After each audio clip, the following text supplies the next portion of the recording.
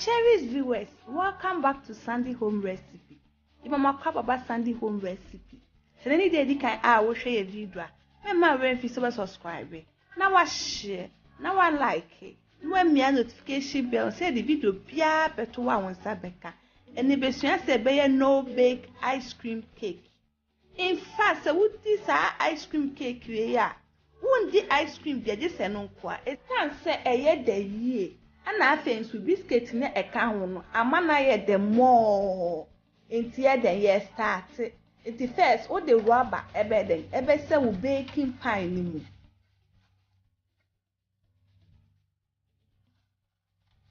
Wo dey say mo we na dey sin check.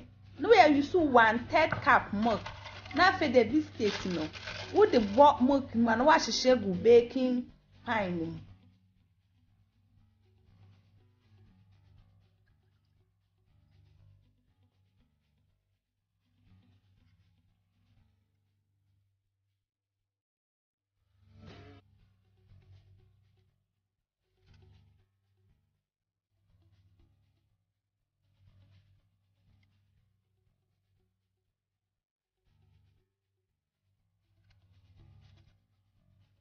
What biscuit na we now with the vanilla ice cream at the egg. With the gum we now with the atre at the emi so ama ice cream ni na kata biscuit ne so. We are na fe there what the biscuit ni be wa sambo milk no wa san hye vanilla ice cream near the eso.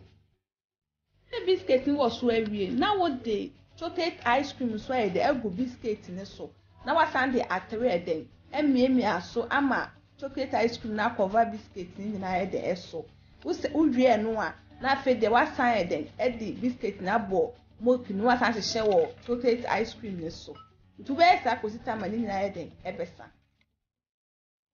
but we now the strawberry ice cream so den egu so then also the atre den emi ase the way first one san so na wo be ye wie no so. Please, if you are new to our channel, don't forget to subscribe, share, like, and also click the notification bell to get new video we post. It's where we learn what I share biscuit in the so then. So we now the biscuit tired I am out. What they butter then or manani then what they are fra. Now I share good biscuit in the sooner without that try the me as soon na. We are now then what the rubber then akata ho. Now the kosher freezer for 4 hours. It's after 4 hours now the way. It will be 1.5 cup whipped cream. We are the baby. We are now the 4 tablespoons powdered sugar egg. Now the baby milk account for now for fried egg. It will be TV. Now the 100 gram mascarpone cream cheese egg. After now it's for fried egg.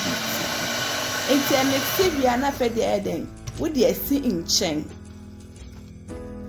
Where you cake now to cake board so. Now why then? Where you baking pan there the every home.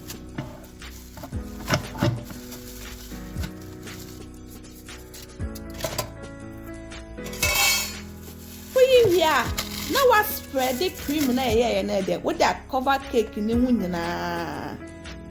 So any day they can I will show you a video. Remember rain if you subscribe. Now I share. Now I like it. No one me notification bell say the video bia beto aye den won say den e beka to be koso aye the spread the cream ni na e we den e wo cake ni e de e ho.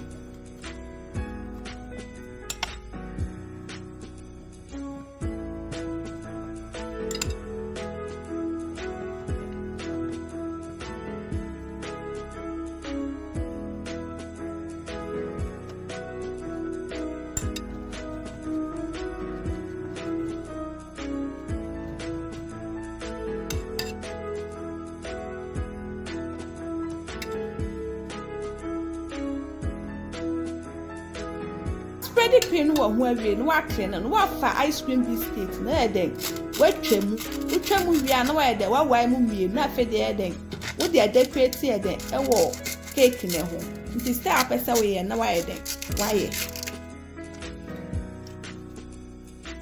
wo de better en chain no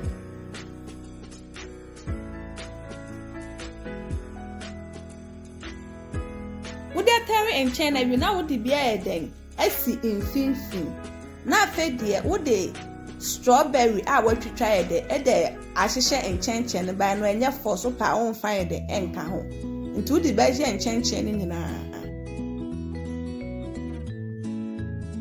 uria na afa de wo de cream na aka na ye de wa pipe wa enchenchen ne esro ne nyina seneni de ni kan a wo hwe ye video mema rain fi so be subscribe na wa share na wa like ni wa mia notification bell say the video bia beto wa won sabeka.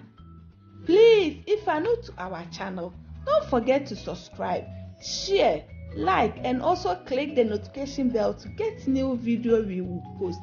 To be considered the app I pay the ewo extra no.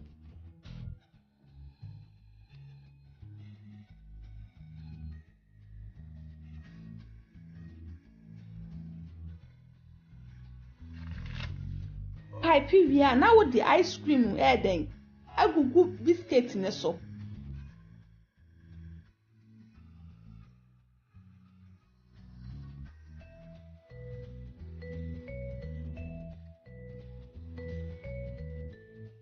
Eti wo the ice cream na toto so awie no now the sweet then apetepete so.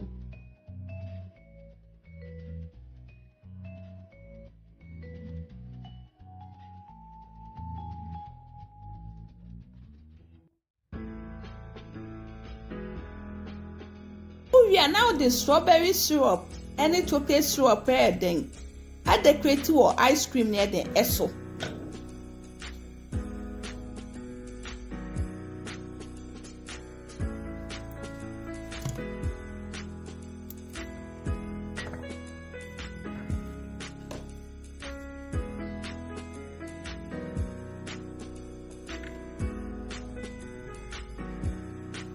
Where we no now the strawberry then also the add to so by no optional opa on fire the enka ho wa hwe na kono so yummy afi the way we na afi the wa serve ice cream no.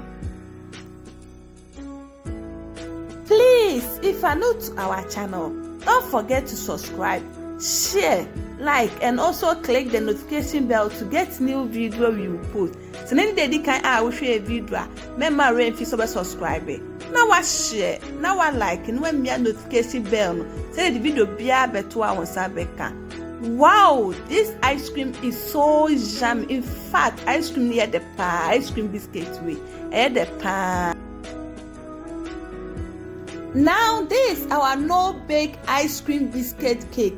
Please like this video and subscribe to our channel. Thank you so much for watching.